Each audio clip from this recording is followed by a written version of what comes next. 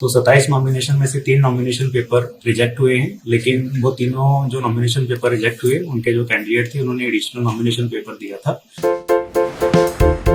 आप देख रहे हैं केवल सच।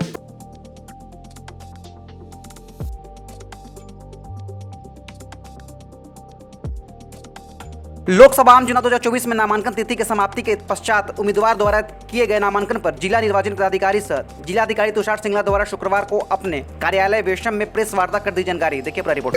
नमस्कार सबको।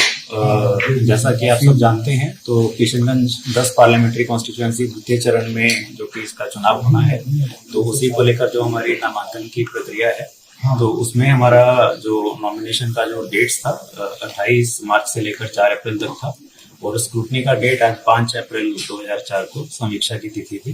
तो हमारा जो कुल नॉमिनेशन जो आया था इसी अवधि के दौरान 28 मार्च से 4 अप्रैल को, तो उसमें टोटल नॉमिनेशन 27 प्राप्त किए गए और 15 कैंडिडेट थे, विभिन्न कैंडिडेट थे। तो आज उसकी समीक्षा की गई है, स्क्रूटनी की गई है। तो 27 नॉमिनेशन में से 3 नॉमिनेशन पेपर रिजेक्ट हुए हैं, लेकिन वो तीनों जो नॉमिनेशन पेपर रिजेक्ट हुए उनके जो कैंडिडेट थे उन्होंने एडिशनल नॉमिनेशन पेपर दिया था। तो हमारे टोटल कैंडिडेट की संख्या 15 ही है, और नॉमिनेशन पेपर जो स्वीकृत किए गए हैं वो 24 है। तो इसी के साथ जो last date for withdrawal of candidate है, अगर किसी को नामांकन से नाम वापस लेना है, उसकी तिथि कल से शुरू होकर 8 अप्रैल तक है। 8 अप्रैल शाम के 3 बजे तक है। तो हमारा तब उसके बाद हमारी जो नामांकन की प्रक्रिया है वो संपन्न हो जाएगी। हमारा बैलेट पेपर के लिए जो सूची है, नामांकन में जो सूची हम यहाँ पे प्रिपेयर करेंगे, उसके लिए बैलेट पेपर प्रकाशन के लिए उसको भेज दिया जाएगा।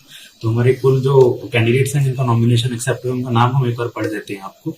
तो इन 15 कैंडिडेट में से 3 कैंडिडेट ऐसे हैं जो कि मान्यता प्राप्त राष्ट्रीय या राज्य राजनीतिक दलों के अभ्यर्थी हैं।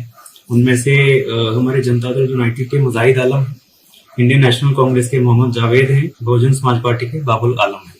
इसके अलावा जो हमारी रजिस्ट्रीकृत राजनीतिक दलों के अभ्यर्थी हैं जो कि रजिस्टर्ड पार्टीज हैं लेकिन अनरिकॉग्नाइज्ड हैं, उनमें ऑल इंडिया मजलिस